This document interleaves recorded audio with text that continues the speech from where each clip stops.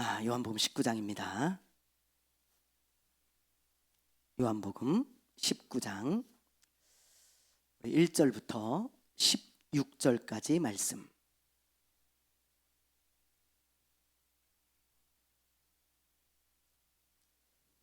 요한복음 19장 1절부터 16절까지 말씀, 우리 페이지 180페이지에 있습니다. 180페이지 한 절씩 교독합니다. 이에 빌라도가 예수를 데려다가 채찍질 하더라.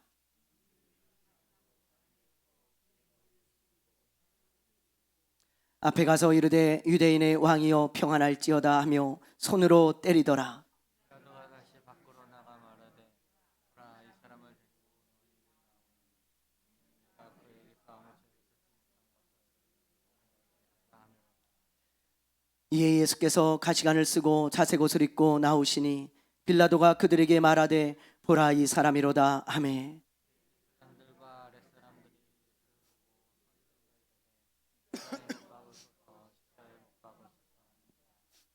그가 이르되 너희가 친히 데려다가 유대인들이 대답하되 우리에게 법이 있으니 그 법대로 하면 그가 당연히 죽을 것은 그가 자기를 하나님의 아들이라 함이니이다.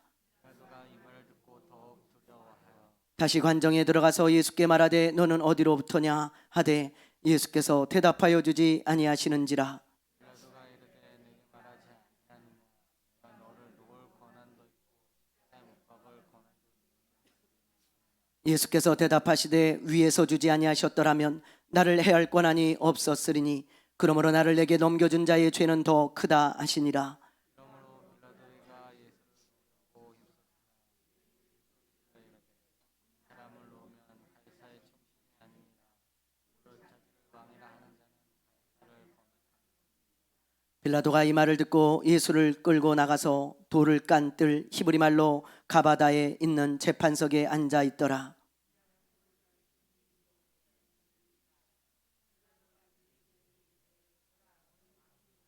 그들이 소리 지르되 없이 하소서 없이 하소서 그를 십자가에 못 박게 하소서. 빌라도가 이르되 내가 너희 왕을 십자가에 못 박으랴.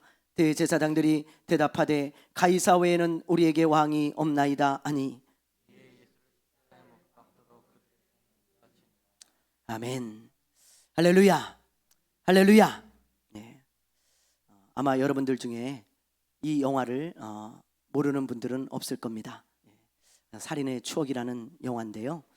한 번쯤은 다 보거나 아마 들어보셨을 거예요. 이 영화는 연쇄 살인 사건, 저 화성에서 일어났었던 연쇄 살인 사건을 모티브로 해서 만든 영화입니다. 뭐 연세가 있는 분들은 다 아시겠지만요. 1986년부터 1991년까지 화성 일대에서 약 10여 명의 여성들을 성폭행하고 그리고 살해하는 사건이 일어났어요. 그래가지고 뭐 난리가 났었잖아요. 네. 이 사건은요, 개구리 소년 실종 사건, 또 이형호 유괴 살인 사건과 함께 우리나라의 3대 미제 사건이었습니다. 그러니까 미제 사건이라는 말은 범인을 찾지 못했다 그 말이에요. 누구인지 범인이 밝혀지지 않은 사건을 말해요. 그러다가 이제 뭐 공소시효도 끝나고 뭐 수사도 종료되고 뭐 그랬는데 2019년에 다른 살인 사건으로 복역하고 있던 이춘재라는 사람이 범인으로 밝혀지잖아요. 그래서 세상이 또 한 번 발칵 뒤집어지게 되어집니다. 그런데 여러분, 이 사건이 일어났을 당시에 엉뚱한 사람들을 얼마나 많이 고문하고 뭐 자백을 받게 하고 말이죠. 감옥에 잡아놓고 그랬는지 몰라요. 예. 많은 사람들이요 고문을 당했습니다. 왜냐하면 경찰의 여론이 안 좋았거든요. 여론이 경찰 뭐하냐? 저 살인 사건이 계속 일어나는데 그것도 하나 못 잡고 너희들 뭐하냐? 뭐 그러면서 말이죠. 하도 여론이 안 좋아지니까 어떻게 해서든지 범인을 만들어서라도 넣었어야 돼요. 감옥에. 그러다 보니까 뭐 옛날에는 그런 일들이 많이 일어났잖아요. 요즘도 그렇지만. 그래서 엉뚱한 사람 잡아다가 고문하고 막 자백하라고 말이죠. 그 막 각서를 쓰게 하고 그리고 감옥에 넣기도 하고 그랬어요. 그런데 어떤 사람은 보니까 무려 20년간이나 감옥에 있었습니다. 그러니까 그 사람이 갔다가 나와가지고 지금 보상도 받고, 그리고 또 뭐 여러 가지 누명도 벗고 뭐 그렇게 되었더라고요. 예. 어떤 사람은요, 그 고문을 받다가 죽는 사람도 있었고, 어떤 사람은 너무 억울하고 수치스러워서 자살을 시도하는 사람도 있었습니다. 그러니 얼마나 여러분 어이가 없습니까? 너무 어이가 없잖아요. 예. 늦었지만 진짜 범인이 밝혀져서 참 다행이에요. 다행. 예. 제가 왜 갑자기 살인의 추억 이야기를 했냐면, 오늘 말씀을 제가 전하려고 이 본문 말씀을 묵상하는데요, 이 살인의 추억이 떠오르는 거예요. 살인의 추억이. 이 영화가 딱 떠올랐습니다. 왜 그랬냐? 제가 설명을 해드릴게요. 16절에 보면요, 여러분 16절을 보세요. 아무 죄가 없는 예수님을 십자가에 처형하도록 내어주지 않습니까?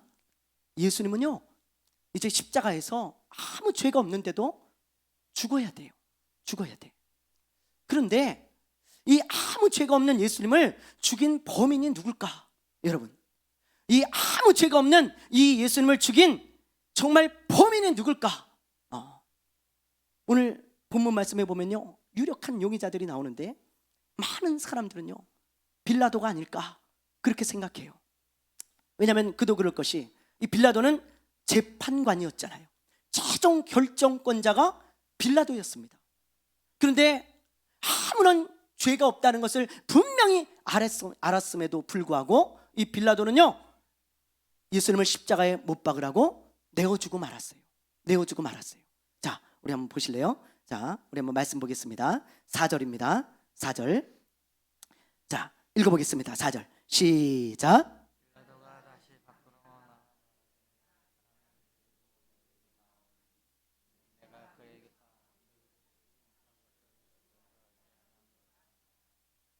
예. 또 우리 6절 말씀을 보겠습니다. 6절 말씀. 자, 우리 한번 읽어봅니다. 시작. 대제사장들과 아랫사람들이 십자가에 못 박으소서, 그가 이르되 너희가 지금 못 박아라. 아멘. 보세요. 이처럼 빌라도는요, 분명히 자기 입으로 예수님은 죄가 없다는 것을 고백하고 알았잖아요. 그런데 많은 사람들에게 만족을 주고자, 예수님이 죄가 없음에도 불구하고 십자가에 죽도록 내어 주었잖아요. 그러니까 여러분, 이 빌라도는요, 최종권자로서 굉장히 불의한 재판을 한 것입니다. 잘못된 재판을 한 것입니다. 끝까지 죄가 없다면 그를 보호했어야죠. 그런데 예수님을 죽이는데 내어 준 것입니다. 그래서 많은 사람들은 빌라도가 예수님을 죽인 죄인이다 그렇게 생각을 하죠. 그러나 또 어떤 사람들은 빌라도가 아니라 대제사장이 진짜 범인이다 그렇게 생각을 해요. 굉장히 일리가 있는 말이죠. 왜냐하면 이 당시 대제사장은요, 예수님을 죽이는데 혈안이 되어 있었습니다. 그도 분명히 알고 있었어요. 예수님이 아무런 죄가 없다는 것을. 그런데 예수님을 죽이는데 혈안이 돼가지고요, 자기의 기득권과 자기가 누리고 있는 모든 것들을 다 잃어버릴까 봐 그냥 예수님에게 온갖 누명을 다 뒤집어 씌웠죠. 그래가지고 불법 재판을 열어가지고 그냥 새벽에 땅땅땅 당신은 사형, 그래가지고 빌라도에게 보낸 거예요. 왜 보냈다 그랬어요? 돌로 쳐서 죽일 수도 있는데 그거 가지고 성이 안 차.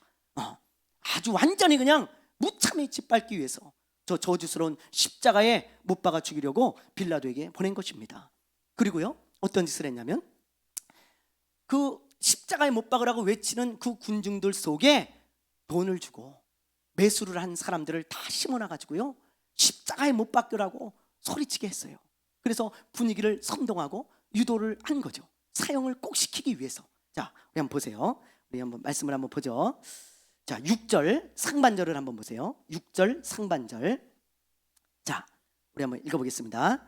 대제사장들과 아랫사람들이 예수를 보고 소리질러 이르되 십자가에 못 박으소서, 십자가에 못 박으소서 하는지라. 보세요. 대제사장들과 아랫사람들이, 여기서 아랫사람들은 돈을 주고 매수한 사람들, 또 자기 측근들, 자기 사람들을 말하는 것입니다. 그러니까 여러분, 이 대제사장은요 아주 치밀하게 예수님이 죽을 수밖에 없도록 그렇게 고소장을 써서 고소를 하고 사람들을 다 선동을 해가지고 예수님이 십자가에서 죽을 수밖에 없도록 만든 장본인, 그 사람이 바로 대제사장이었습니다. 아주 치밀한 사람이죠. 그러니까는 많은 사람들이 생각할 때는, 야, 빌라도가 겉으로 볼 때는 재판을 잘못해가지고 예수님을 죽인 것 같지만 아니다, 그 뒤에 진짜 예수님을 죽인 범인은 바로 대제사장이다, 그렇게 생각을 하는 것입니다. 그런데 반면에 어떤 사람들은 또 이렇게 생각하는 거예요. 그런 사람들이 아니고 저 무지한 유대인들이었다. 무지한 유대인들. 유대인들도 뻔히 예수님이 죄가 없다는 것을 알면서도 그 사람들은 그냥 선동을 당해가지고 말이죠, 십자가에 못 박으라고, 십자가에 못 박으라고 그냥 분위기에 휩쓸려가지고 막 소리를 치는 거예요. 마치 그렇지 않으면 안 될 것처럼. 많은 사람들이 다 그렇게 하니까 그게 맞는 건 줄 알고 다 따라가는 거죠. 그래가지고 말이죠, 예수님을 십자가에 못 박으라고 소리쳤어요. 예, 한번 보실래요? 자, 우리 한번 봅니다. 몇 절이냐면 우리 12절 한번 볼게요. 12절 읽어봅니다. 시작. 그러므로 빌라도가 예수를 사람을 놓으면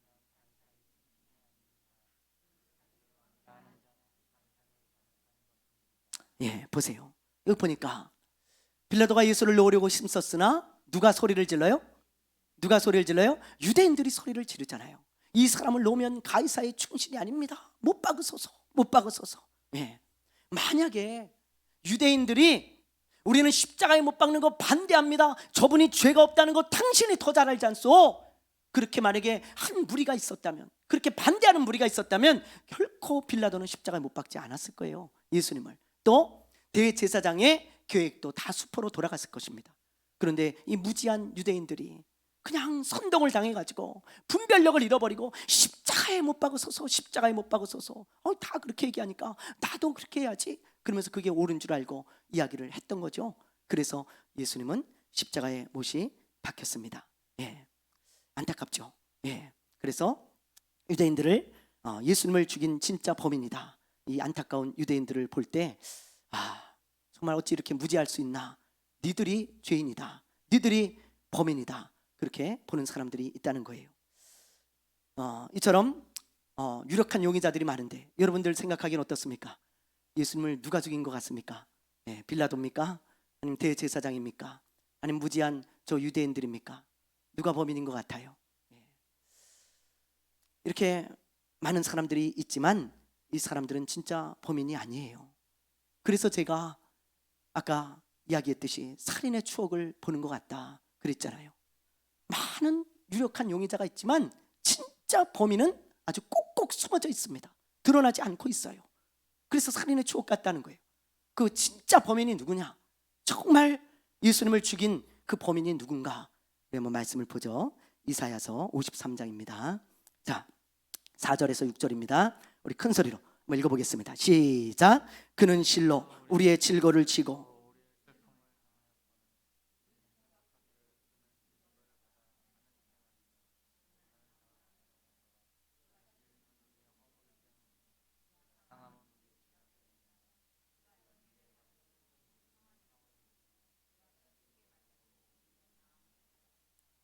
우리는 다 양 같아서 그릇 행하여 각기 제 길로 갔거늘 여호와께서는 우리 모두의 죄악을 그에게 담당시키셨도다. 예, 아멘입니까? 예, 이 말씀을 보면 예수님을 진짜 죽인 범인이 누구라는 거예요? 누구라는 거예요? 예, 우리, 더 정확히 얘기하면 나예요. 여러분, 예수님은 결코 빌라도 때문에 죽지 않았습니다. 예수님은요, 대제사장이 죽인 것도 아니에요. 예수님은 저 무지한 유대인들이 십자가에 못 박으라고 외쳤기 때문에 십자가에서 죽은 것이 아니고 예수님은 나 때문에 죽은 것입니다. 내가 범인이에요. 내가 범인. 17세기 네덜란드의 화가였던 여러분 렘브란트라는 화가가 있습니다. 이 사람이 십자가에 올려지는 예수라는 작품을 그렸어요. 이 작품인데요. 여러분들 이 작품을 보면요, 여러 사람이 나오잖아요. 저 뒤에 배경화면이 되는 지금 잘 안 보이지만 배경화면이 되는 여러 사람들이 있습니다. 거기서 예수님을 막 비웃고 조롱하는 사람들이 있어요. 그러나 빛을 딱 비추면서 포인트를 잡아주는 사람들이 몇 사람이 있는데, 여기 보면 예수님의 발을 붙들고 있는 저 로마의 병사가 있죠. 십자가에 못 박은 사람입니다. 예수님의 발을 십자가에 못을 박았어요, 저 로마의 병사가. 그리고 또 그 위에 보면 칼을 빼들고 서 있는, 당연하다는 듯이, 저 사람은 십자가에 죽는 게 당연하다는 듯이 칼을 빼들고 서 있는 대제사장이 보이고요. 그리고 예수님의 뒤편에는 십자가를 받쳐 세우는 어떤 병사도 보이죠. 그런데 참 뭐라 그럴까요? 이 그림하고는 전혀 안 어울리는 한 사람이 있잖아요. 저 가운데 예수님의 발을 붙들고 있는 저 푸른 베레모를 쓰고 있는 저 사람입니다. 얼굴은 슬픔에 가득 차 있어요. 그리고는 예수님의 발을 딱 붙들고 있는데, 차림새나 모양새를 보면 저 사람은요, 예수님이 십자가에 못 박힐 당시의 사람이 아니에요. 그때보다는 훨씬 위의 사람입니다. 이 사람이 여러분 누굴까요? 이 사람이 바로 렘브란트 자기 자신입니다. 자기를 딱 그려놨어요. 다음 사진 보여주세요. 확대한 사진인데요, 옆에는 렘브란트의 자화상입니다. 그리고 왼편은 그 그림에 있는 렘브란트고요. 여러분 똑같이 생겼죠? 왜 이 사람이 그 십자가를 지고 있는, 매달려 있는, 못 박혀 있는 그 예수님을 그리면서 자기를 그려놨을까요?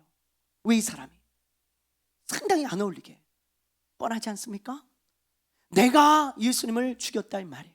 내가 예수님을 못 박았고 내가 예수님을 십자가에 매달았다 이 말이에요. 그 메시지를 주기 위해서, 또 자기 자신이 그걸 잊지 않기 위해서. 저 사람들이 십자가에 예수님을 못 박은 게 아니야. 대제사장도 아니고 로마의 병사도 아니고 그 어떤 사람도 아니고, 예수님은 나 때문에 죽으셨다. 나 때문에 죽으셨다. 내가 범인이다. 그걸 말해주는 거 아니겠습니까? 여러분 그거 아니에요? 여러분 렘브란트만을 위해서 예수님이 죽으셨을까요? 아니잖아요. 나 때문에 예수님이 죽으셨습니다.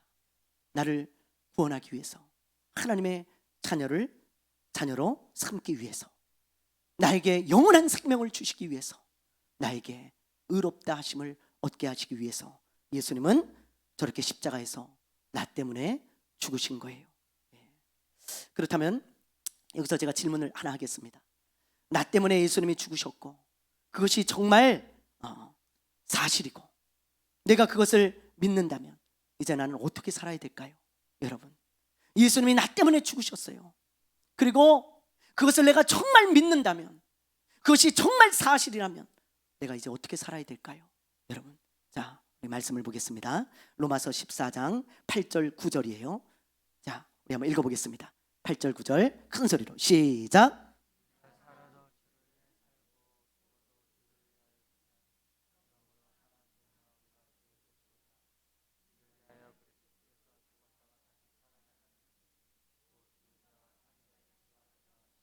아멘. 보세요. 지금 사도 바울이 뭐라 그럽니까? 9절을 보세요. 이를 위하여 그리스도께서 죽었다가 예수님이 이것 때문에 죽으셨다. 그러면서 8절을 말씀하고 있죠. 우리가 살아도 주를 위하여 살고 죽어도 주를 위하여 죽나니 그러므로 사나 죽으나 우리가 누구의 것이에요? 누구의 것이에요? 주의 것이로다. 우리를 주님의 것으로 만들기 위해서 주님이 죽으셨다 이 말이에요.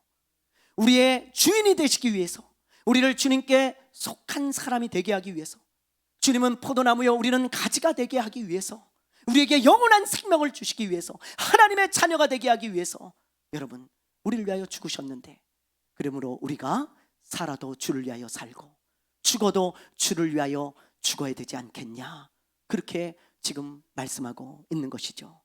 여러분 그렇습니다. 예수님께서 우리를 위해 죽었다는 것을, 나를 위해 죽었다는 것을 우리가 분명히 믿는다면, 그것이 분명한 사실이라면 우리는요 더 이상 나를 위하여 살고 또 나를 위하여 죽으면 안 돼요. 여러분 이제는 주를 위하여 살고 주를 위하여 죽을 수 있는 사람이 되어야 됩니다. 여러분 그런데 많은 성도들이요, 오늘날 많은 성도들이 이 은혜를 받았으면서도 불구하고 예수님이 나를 위하여 죽으시고 정말 나를 위하여 죽었다는 것을 믿는다고 하면서도 전혀 주를 위하여 살고 주를 위하여 죽을 생각을 하지 않고, 여러분 오직 이 말씀을 바꿔서 우리가 살아도 나를 위하여 살고 죽어도 나를 위하여 죽노니 그러고 있어요. 그러니 여러분, 이런 사람들은 진짜 은혜를 모르는 사람입니다. 은혜를 모르는 사람. 우리가 은혜를 알아야 되잖아요. 은혜를. 근데 은혜를 모른다면 여러분, 우리가 정말 예수님이 나를 위하여 죽었다는 것을, 예수님이 나 때문에 죽었다는 것을 아는 사람일까요? 아니잖아요. 성경에 보면 은혜를 모르는 사람이 몇 명 나옵니다. 그 중에 하나가 바로 나발이라고 하는 사람이에요. 나발. 나발이 어떤 사람이냐면, 다윗이 광야에서 도망을 다닐 때 다윗은요, 광야에서 도망을 다니면서도 많은 사람들이 다윗에게 모여들었었습니다. 다윗과 함께하는 사람이 많았어요. 그래서 도망을 다니면서도 때로는 어떤 사람들의 양떼를 지켜주기도 하고, 때로는 어떤 마을에 마을 사람들을 지켜주기도 했어요. 왜냐하면 그 당시 이스라엘 주변 지역에서는요, 이방인들이 갑자기 막 이렇게 쳐들어와 가지고요, 뭐 때로 이렇게 쳐들어와 가지고 강도 때처럼 말이죠, 쳐들어와 가지고 양떼도 뺏어가고, 그리고 추수할 때가 되면 곡식도 다 뺏어가고, 그런 일들이 자주 일어났습니다.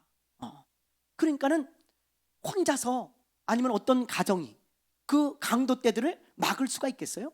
없잖아요. 그래서 다윗은요, 이렇게 도망 다니다가 혹시나 강도 떼를 만난 이스라엘 백성들이 있으면 그거 도와주고, 그리고 어떤 마을에 강도 떼가 이렇게 쳐들어올 것 같으면 그거 가가지고 지켜주기도 하고 그랬습니다. 그런데 다윗이요, 이 나발의 양떼들을 지켜준 거예요. 강도 떼가 쳐들어왔는데 다윗과 함께하는 사람들이 그 강도 떼를 다 몰아내 준 적이 몇 번 있습니다. 그래서 양들을 잘 지켜줬어요. 이 나발은요, 굉장히 부자였습니다. 그 동네에서 아주 부자였다 그랬어요. 그런데 어느 날 이 나발이 이제 집에서 잔치가 벌어진 거예요. 고대 근동에서는 양털을 깎을 때 잔치를 벌입니다. 그날이 축제하는 날이에요. 양의 털을 깎는 날이. 근데 이제 양이 많으니까 그 양털을 다 깎아가지고 이제 뭐 팔기도 하고 뭐 하여튼 그렇게 할 거 아니겠어요? 그래서 잔치를 벌이는데, 그래가지고 양도 막 몇십 마리 잡아가지고 뭐 먹고 말이죠. 그리고 음식도 많이 준비해가지고 잔치를 하고 있었어요. 근데 그 소식을 다윗이 딱 듣고 사람들을 보냅니다. 자기 사람을 보내가지고, 아유, 나발 선생님 축하드립니다. 아유, 이렇게 하나님이 복을 주셔가지고 양털을 이렇게 잘 깎게 되었으니까 아유, 이게 얼마나 큰 은혜입니까? 그러니 이 좋은 날 우리 다윗과 함께한 이 사람들에게도 좀 잔치 음식을 나눠주십시오. 그렇게 부탁을 했어요. 그러니까 이 나발이 아이고 제가 깜빡하고 있었네요. 아이고, 이제 오셨습니까? 당연히 드려야죠. 그러면서 막 고기를 싸고 음식을 싸가지고 다윗에게 딱 보내면서, 아이고, 제가 다윗의 은혜를 잊지 않는다고 꼭 전해주십시오. 그러면서 보냈으면 얼마나 좋았겠어요. 그렇죠? 그랬으면. 근데 그렇게 하지 않고 뭐라 그러냐면, 성경에 이렇게 기록해 있어요. 아이고, 그거 좀 도와줬다고 구질구질하게 그게 뭐 하는 짓이요? 그거 좀 도와줬다고 뭐 잔치 음식을 달라 그래? 이 거지 같은 사람들이 있나? 당신들 거지요? 거지? 광야에서 막 떠돌아다니면서 여기저기 얻어먹고 사니까 이 거지 습성이 나오네 이거. 그러면서 말이죠, 돌아가시오. 당신들에게 줄 거 없어. 그러면서요, 돌려보내는 거예요. 돌려보내. 그 장면을 보고 있던 나발의 수많은 종들도 인상을 찌푸립니다. 아니, 다윗이 없었으면 지금 양털을 못 깎는데 저게 뭐 하는 짓인가? 은혜를 모르는 사람 같으니라고 자기 종들도 그렇게 이야기를 하는 거예요. 다윗이 그걸 듣고요, 화가 나가지고, 이런 나쁜 놈이 있나? 그러면서 은혜를 모르는 놈, 그러면서 칼을 차고 나발에게 가는데, 그 이야기가 궁금하시면 사무엘상 25장을 집에 가셔서 꼭 읽어보시기를 바래요. 그럼 거기 쭉 어떻게 진행되는지 나옵니다. 여러분, 이 나발은요, 다윗에게 큰 은혜를 입었는데도 자기만 먹고 자기만 마시고 그런 사람이었어요. 은혜를 모르는 사람입니다. 은혜를 모르는 사람. 여러분, 오늘날 성도들 중에 나발과 같은 사람이 얼마나 많은지를 몰라요. 예수님은 여러분의 재산을 못 지켜주고 양떼를 지켜주고 그 정도가 아니잖아요.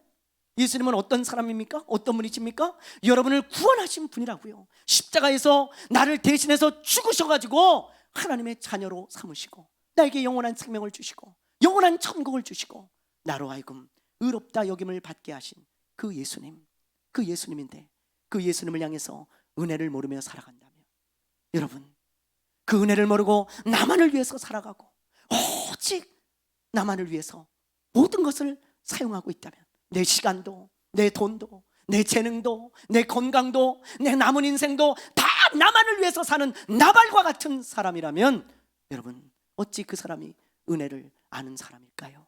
어찌? 여러분 이제 나만을 위해 사는 것도 조금 내려놓고 이제 이 말씀대로 우리가 살아도 주를 위하여 죽어도 주를 위하여 살아야 되지 않겠습니까? 은혜를 안다면, 우리가 주님의 그 은혜를 정말 안다면 이제 나만을 위해 살아가는 그 삶을 조금 청산하고 이제 주님을 위해 좀 헌신할 줄도 알고 이제 주님을 위해 좀 희생할 줄도 알고 주님을 위해 좀 손해볼 줄도 알고 주님을 위해, 주님 내가 할 수 있는 거 이겁니다, 주님 이거라도 내가 주님께 은혜를 조금이라도 갚고 싶어요, 그러면서 주님을 위해 살아가는 사람들이 좀 되어져야 되지 않겠습니까? 여러분 이런 동화를 여러분 잘 아실 겁니다. 은혜 갚은 개미라고요. 예. 아주 어렸을 때 우리가 보던 읽던 동화인데요, 어떤 개미가요 오전 내내 열심히 일을 했어요. 그래가지고 이제 점심때쯤 되니까 목이 너무 마른 거예요, 이 개미가. 그래서 물이 어디 없나 찾다가요, 예, 시냇가를 하나 발견합니다. 그랬고 시냇가로 내려가가지고 야, 물 좀 먹자. 그리고 탁 물을 먹는데 그만 발을 삐끗해가지고, 예, 물속에 퐁당 빠졌어요.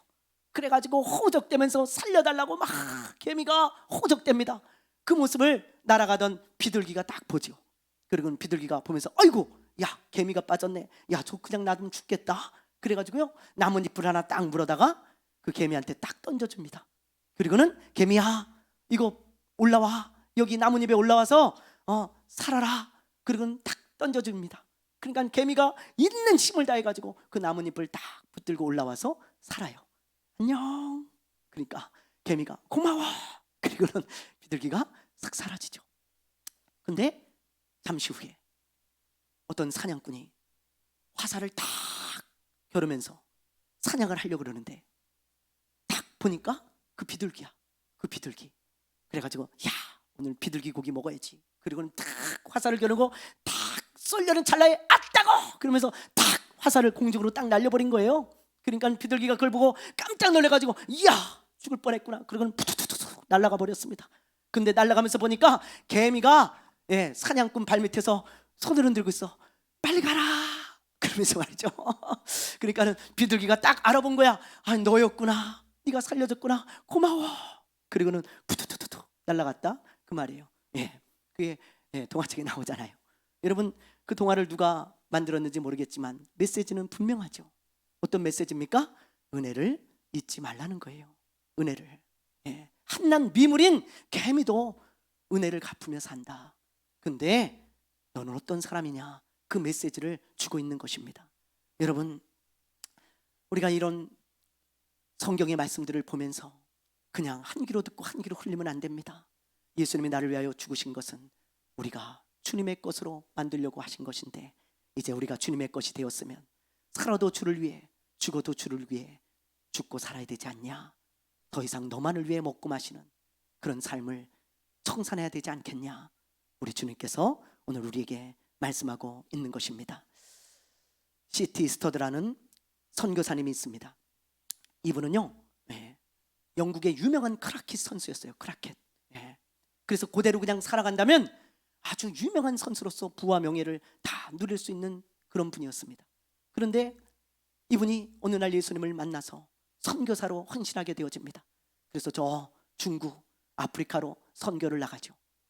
그래서 수많은 사람들에게 복음을 전하면서 살고, 그리고 WEC라고 하는 선교단체를 만들어서 지금도 그 후배들이 전부 세계에 흩어져서 선교를 하고 있어요. 이분이 이런 말을 했습니다. 무슨 말을 했냐면, 만약 예수 그리스도가 하나님이고 그리고 그분이 나를 위해 죽으신 것이 사실이라면 내가 하는 어떤 것도 희생이라고 말할 수 없다. 그분은 그렇게 이야기를 하셨어요. 여러분, 만약에 하나님이 나를 위해 죽으셨고, 그리고 그분이 정말 하나님이라면, 예수 그리스도가 나를 위해 죽으신 것이 분명한 사실이라면 내가 하는 어떤 것도 희생이라고 말할 수 없다.